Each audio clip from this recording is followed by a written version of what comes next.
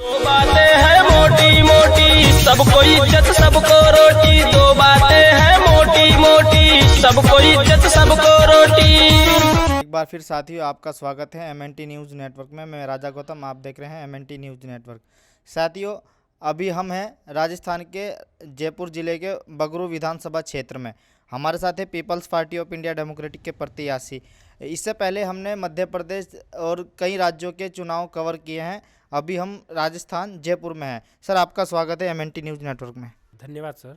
Sir मेरा नाम रवि वेदवाल है और मैं Peoples Party of India Democratic Party से बगरू विधानसभा क्षेत्र से मेरा जो चुनाव चिन्ह है वो स्कूल बैग है और यहाँ से मैं प्रत्याशी हूँ। जी, वर्तमान समय की जो स्थिति है यहाँ जो जितनी भी पार्टियां हैं जिन पार्टियों से जो प्रत्याशी लड़ रहे हैं वो सिर्फ केवल चुनाव के समय ही दिखाई देते हैं। इसके बाद में जो बाकी का जो समय है उस समय लोग परेशानी में रहते हैं तो उनसे वो संपर्क करने की भी कोशिश की जाती है तो वो लोग किनारा कर लेते हैं। तो यहाँ लोग बहुत परेशान हैं और वो चाहते हैं कि कोई यहीं से स्थानीय उम्मीदवार निकल के आए जो हमारी समस्याओं को सुलझा सके। को क्या बातें बता रहे हैं आप? हम यही कह रहे हैं कि हम लोगों की जो मूल जो चीज़ें हैं शिक्षा, स्वास्थ्य और रोज़गार पे काम करेंगे और हम यहाँ से स्थानीय हैं तो हम यहाँ की जो लोगों की जो समस्याएं आ रही हैं उन्हें दूर करने का पूरा प्रयास करेंगे। आपकी पार्टी के मुख्य क्या एजेंडे है? किन मुख्य एजेंडे को लेकर आपकी पार्टी राजस्थान में चुनाव लड़ रही है? जी, मुख्य एजेंडे मैंने अभी आपको जैसे बताया कि शिक्षा, स्वास्थ्य और रोज़गार यही अभी लोगों की जो सबसे बड़ी समस्या निकल के आ रही है। हम इन्हीं पे मेन फोकस रहेगा और महिलाओं पे हमारा विशेष ध्यान है क्योंकि जो वर्तमान समय में उन्हें जो आरक्षण दिया गया है तो उसका हम समर्थन नहीं करते हैं क्योंकि जब महिलाओं की जो जनसंख्या है वो पुरुषों के अनुपात में जब 50% है तो उसे उन्हीं अनुपात में आरक्षण मिलना चाहिए। और ख़ास तौर से जो मूल निवासी महिलाएं हैं, जो SC ST OBC और माइनॉरिटी से की जो महिलाएं हैं वो मतलब पूरा 90% है उनका रेशो, तो उसके अकॉर्डिंग उन्हें 45% रिजर्वेशन होना चाहिए। जी, वर्तमान जो राजनीति चल रही है वो सिर्फ पैसे वालों की राजनीति बन के रह गई है, जबकि राजनीति लोकतंत्र का एक प्रमुख स्तंभ है और इसके माध्यम से वो जनता के हितों के लिए होता है। लेकिन वर्तमान समय में ये कुछ निजी स्वार्थ की वजह से लोग सिर्फ इसे एक माध्यम बना दिया है पैसे कमाने का और लोग जो गलत तरीके से राजनीति को परिभाषित भी कर रहे हैं। अगर राजनीति इतनी ही बुरी है जैसा कि लोग बता रहे हैं कि राजनीति बुरी चीज़ है तो फिर ये लोग राजनीति में क्यों आ रहे हैं? तमाम सारी पार्टियां थी और बहुत सारी पार्टियां आपके पास आई भी होगी, तो आपने यही पार्टी क्यों चुनी? क्या खास बात है आपकी पार्टी में? जी, जितनी भी पार्टियां हैं उनमें लोकतंत्र नाम की कोई चीज़ नहीं है। वहाँ सिर्फ व्यक्ति विशेष का शासन होता है। लेकिन ये पार्टी एक ऐसी है, इसमें इसका नाम ही है Peoples Party of India Democratic. Democratic का मतलब ये एक लोकतंत्र है। यहाँ का जो अध्यक्ष है वो एक लोकतांत्रिक प्रक्रिया से चुना जाता है और वो कुछ समय के लिए होता है जिसका कार्यकाल 2 साल का है और उसके बाद में वो मतलब नया अध्यक्ष बनता है। तो ये एक निरंतर प्रक्रिया है जो कि एक संवैधानिक प्रक्रिया है।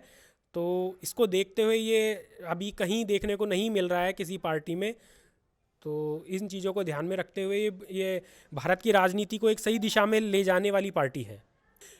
लेकिन उनका जो सिस्टम है वो डेमोक्रेटिक नहीं है और यही एकमात्र ऐसी पार्टी मुझे लगा है जहाँ पे पूरी तरह लोकतांत्रिक है ये और यहाँ नीचे से लेके ऊपर तक के लोगों को बराबर मौका मिल रहा है, जिसके कारण कार्यकर्ताओं में एक अद्भुत उत्साह देखने को मिलता है जो उन पार्टियों में नहीं है। वहाँ जो नीचे के कार्यकर्ता हैं उन्हें सिर्फ नीचे तक ही सीमित रखा जाता है, यहाँ ऐसा नहीं है। अच्छा, आजकल एक सवाल समाज में ज़्यादातर चल रहा है कि राजनीति केवल पैसों वाले लोगों की है, तो आपके पास तो इतना पैसा भी नहीं है, तो फिर आप चुनाव क्यों लड़ रहे? क्यों आपने सोचा कि चुनाव लड़ना चाहिए? जी, ये जो पार्टी है ये बेसिकली मूल निवासियों की पार्टी है। तो जब हम मूल निवासियों में से ही कोई अपना नेता चुनेंगे तो मूल निवासी लोग ही उसे सपोर्ट करेंगे, उसे तन मन धन से आगे लेकर आएंगे क्योंकि राजनीति समाज सेवा का एक माध्यम है ये खाली अपनी तिजोरी भरने का माध्यम नहीं है, लेकिन लोगों ने इसे ऐसा ही बना दिया है। तो उसी के सुधार के लिए हम इस पार्टी से चुनाव लड़के और ये समाज में ये स्थापित करना चाहते हैं कि राजनीति बुरी चीज़ नहीं है, और इसके माध्यम से हम देश को सही दिशा दिखा सकते हैं।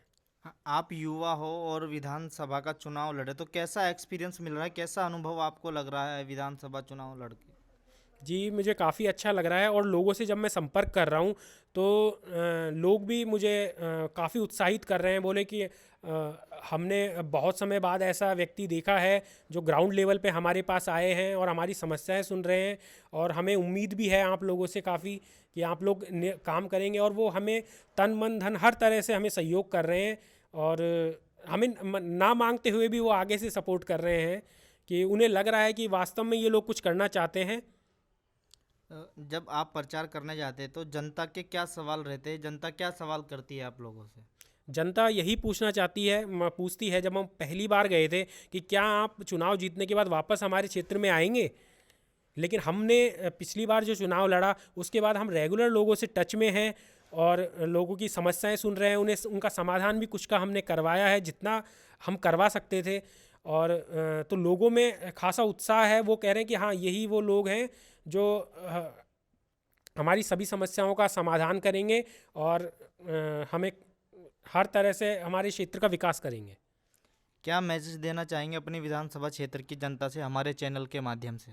मैं यही मैसेज देना चाहता हूँ कि जो हमारा जो चुनाव चिन्ह है स्कूल बैग, वो बैलेट नंबर 8 पे है, और आप इसके सामने का बटन दबाकर मुझे विजयी बना के अपना आशीर्वाद प्रदान करें, ताकि मैं आपका और आपके क्षेत्र का भरपूर विकास कर सकूं। MNT न्यूज़ नेटवर्क को सब्सक्राइब करें, लाइक और फॉलो करना ना भूलें। साथ ही बेल आइकॉन दबाकर जन जागृति की मुहिम में जुड़े रहें।